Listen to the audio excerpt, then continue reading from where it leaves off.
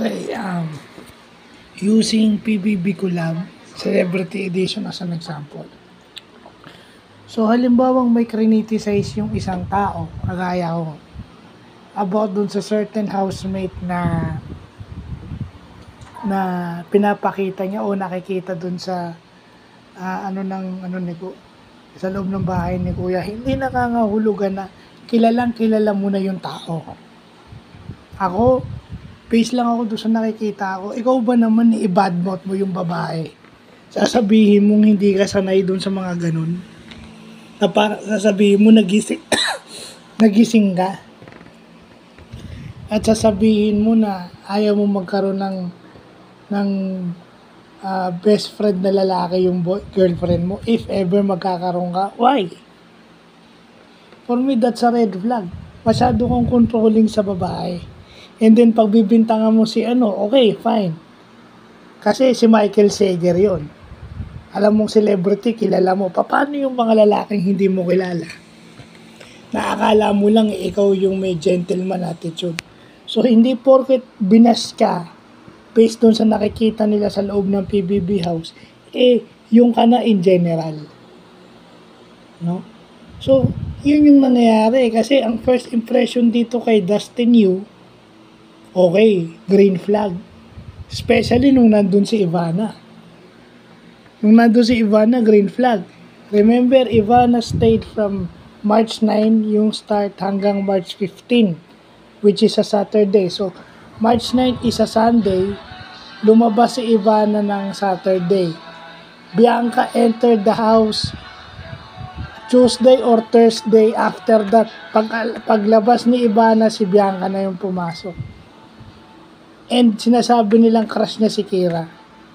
So, lagi siyang tinatanong ng housemate, sino yung crush niya sa loob ng bahay ni Kuya? He said, Kira. And then sinabi niya, hindi siya magla-love team. So, ano na yung ginagawa niya? Aminado naman siya, kitang-kita na inamin niya na kinain niya lahat ng sinabi niya. For me, that's a red flag. Hindi ka dapat magsasalita ng tapos. Kasi, hindi mo alam ang pwedeng mangyari sa'yo sa labas. Pwedeng green flag ka and then lumalabas na yung tunay mo ugali, lumalabas na yung mga hindi mo kayang paglabanan. Yun din ang nangyari dito kay Michael Sager. Ayaw nila dito kay Michael Sager nung una. Pero ngayon, nakikita na yung good qualities niya. Nakikita na yung galing niya sa physical task. Good communicator, good leadership, nakikita yung smart. Kasi yung nakikita lang nila is magaslaw, bully, diba, alaskador. Pero ibang-iba na ngayon yung nakikita rito kay Michael Sager. Ibang-iba na rin yung nakikita rito kay Dustin Yu. So, yun yung gagamitin ko. Hindi porket nagbinas ka, yung ka na. At hindi porket pinuri ka dahil maganda yung nakikita sa'yo sa loob, yun na yung overall personality mo. Michael adjusted, kaya naging maayos yung tingin sa kanya ng iba. At saka, parang kayabangan na yung sasabihin mo na, ngayon nga lang ako din nagkagusto, aasarin nyo pa. Ano pa't nagkaroon ka ng mga kasama o kaibig o supposed to be friends sa loob ng bahay ni Kuya kung walang asaran? Kung walang asaran, wala. Hindi ka marunong sumakay sa humor na minsan sumusobra, wala. Wala ka namang disability. Kung may disability ka, that's a foul. Kung disabled ka, that's a foul.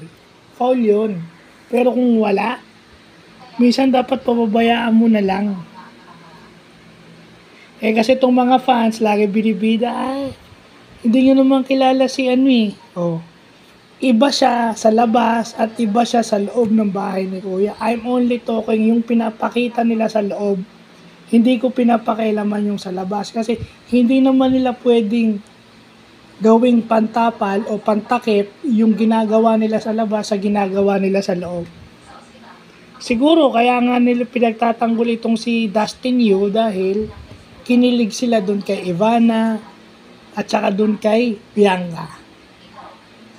Nagpapakilig kasi, for as long na kinikilig kayo, akala nyo mabuti yung guy. Pero kung titignan nyo overall, wala.